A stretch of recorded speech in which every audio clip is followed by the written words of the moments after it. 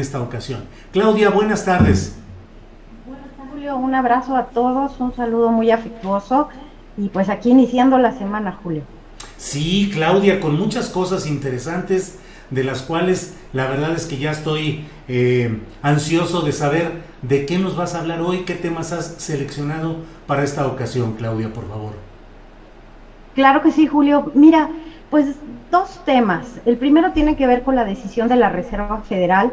Esta semana vamos a tener pues junta de la Reserva Federal para decir si siguen bajando las tasas o cómo ven el tema de la inflación. Hay que recordar que las tasas de interés en Estados Unidos, como siempre sucede en las crisis, Julio, así sucedió en 2008 con la crisis de las hipotecas subprime, cuando se disfrazaron millones de créditos para seguir dando rendimientos de manera ficticia. Bueno, pues ahora en medio de esta crisis sanitaria, la Reserva Federal, Julio, va a decidir qué sucede con las tasas de interés. Hay algunos analistas que dicen que podría haber un incremento en las tasas de interés allá en Estados Unidos que repercutiría evidentemente en el ánimo de lo que se tiene para México. Entonces, como hay todavía temores en torno a la inflación, bueno, pues también habrá ese elemento en lo que esperan los inversionistas de la Reserva Federal. Y también, Julio, que se sigue hablando mucho del tema de los impuestos para los ricos, el famoso impuesto del 15% a las fortunas o a los activos de las grandes multinacionales para dar una vuelta a la tuerca de la disparidad que se vive en el mundo, mientras que aquí en México, yo sé la semana pasada que esta propuesta que yo tenía, no solo mía, Julio, sino de economistas que tienen conciencia social, parafraseando al presidente, y que muchos de nuestros seguidores, nuestra audiencia, a la cual le agradecemos mucho que nos escuche y que nos critique también, pues dirían que no existen economistas con sentido social. Sí los hay, los más conscientes, que incluso emanan de los organismos cúpula, como el CCE, como la Canacintra, incluso de organizaciones como la American Chamber, están de acuerdo en que una reforma fiscal verdadera en México tendría que seguir apoyando las causas sociales, los presupuestos para la salud, para la educación, para la ciencia y la tecnología, que esa es una propuesta que está ahí, pero tenemos, así como sucede en todas las contiendas políticas, tenemos la otra ala, la conservadora, la que viene desde Coparmex, Julio, que desde Jalisco, con Coincides, con toda esta ola de detractores del gobierno, pues ellos están enojados primero porque les quitaron los contratos de los medicamentos, después porque cambiaron las reglas para los proveedores de la industria de la construcción y bueno, pues lo está haciendo el ejército. Pero concentrándonos en la reforma fiscal, Julio, les adelanto que organismos como Coparmex van a pedir y van a tratar de usar su nueva presencia en el Congreso con algunos representantes para impulsar una reforma fiscal, Julio, que va en contra de todo lo que ha dicho el gobierno. Primero quieren recordarle al gobierno que ha dicho el presidente que no va a haber incrementos de impuestos, pero quieren aprovechar todo el asunto de la mayor fiscalización para pedir que otra vez les den estímulos fiscales, como sucedió en otros gobiernos, para impulsar la inversión. Porque ellos saben perfecto que en este momento el gran impulso que tendría la economía es por inversión. Y entonces quieren poner sobre la mesa de que muy bien, yo invierto, pero me regresas, por ejemplo, las consolidaciones de impuestos. Me regresas, por ejemplo, el asunto de las deducibilidades, algo que no va a pasar. Y entonces vamos a ver engarzada a la Coparmex en un pleito que ya lo tenía el antiguo presidente, pero que ahora se va a extender a la nueva presidencia, Julio. Híjole, y luego Claudia Villegas, pues hoy mismo, hace una hora, la jefa del Servicio de Administración Tributaria, Raquel Buenrostro, dijo que será en septiembre próximo cuando habrá de presentarse la propuesta de reforma fiscal.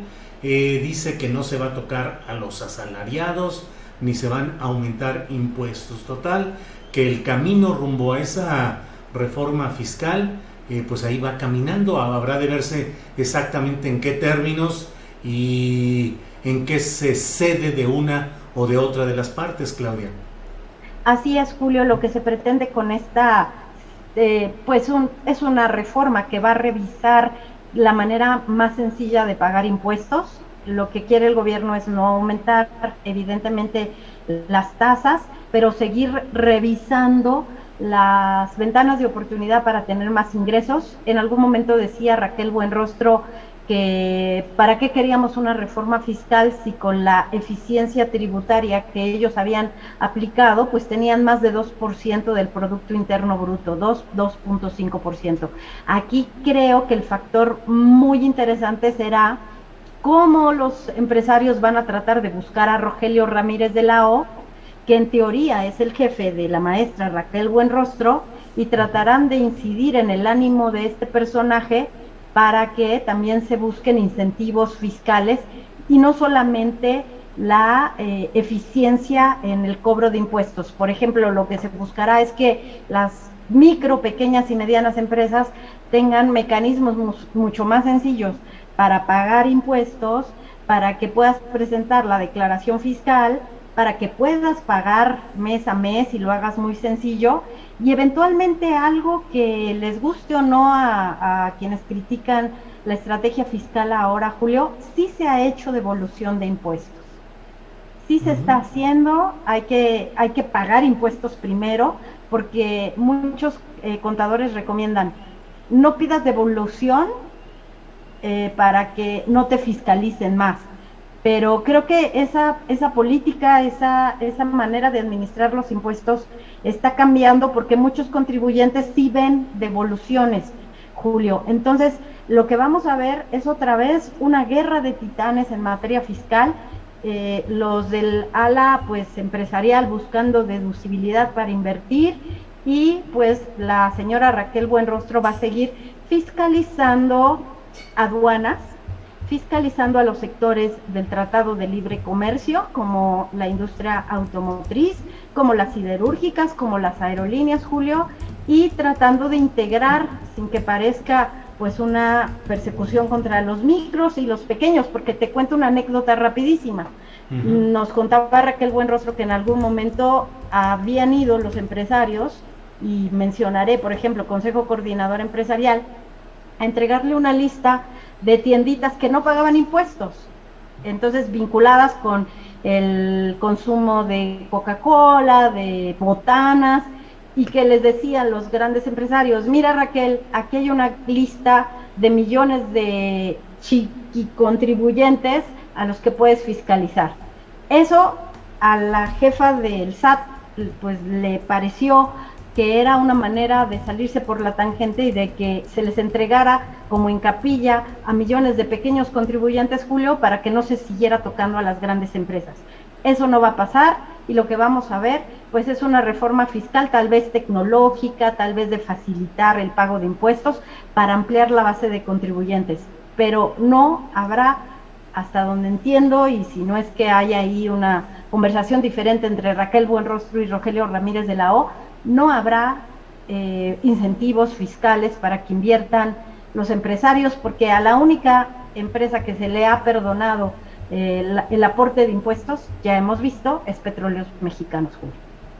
Bueno, pues Claudia, muchas gracias por tus opiniones, puntos de vista. Tocaste el tema y no puedo dejarlo pasar, el hecho de que entró Rogelio Ramírez de la O como nuevo secretario de Hacienda, y tú lo dijiste con toda oportunidad, lo adelantaste, fuiste diciendo cómo iba moviéndose esas piezas rumbo a lo que finalmente fue la llegada de Ramírez de la O. Así es que pues felicitaciones por tu olfato periodístico, que pues está más que demostrado, Claudia. Muchas gracias, Julio, y pues será interesante ver cómo un personaje con mucha confianza como tiene el presidente Raquel Buenrostro va a platicar con otro personaje que en teoría, insisto, es su jefe, y que Rogelio Ramírez de la O se hizo del rogar, por de alguna manera decirlo coloquialmente, y pues aguantó hasta el momento en que pudo para llegar a una Secretaría de Hacienda para cumplir el proyecto que desde el gobierno legítimo, que lo hemos platicado aquí con Mario Di Constanzo y con todo la campaña, pues lo tenía previsto Ramírez de la O. Y vamos a ver, Julio, también muchas cosas interesantes en banca de desarrollo. Vas a ver que van a comenzar a fluir los créditos a través de la banca de desarrollo, porque ese era el proyecto que tenía Ramírez de la O con Alfonso Romo y con Adalberto Palma. Bueno, Claudia, como siempre, muchas gracias por esta oportunidad de platicar los lunes contigo, y ya veremos cómo corre la semana para encontrarnos nuevamente el próximo lunes, Claudia Villegas. Muchas gracias, Julio, un abrazo a todos y síganse cuidando mucho, por favor. Sí, claro que sí. Muchas gracias, Claudia. Gracias. Hasta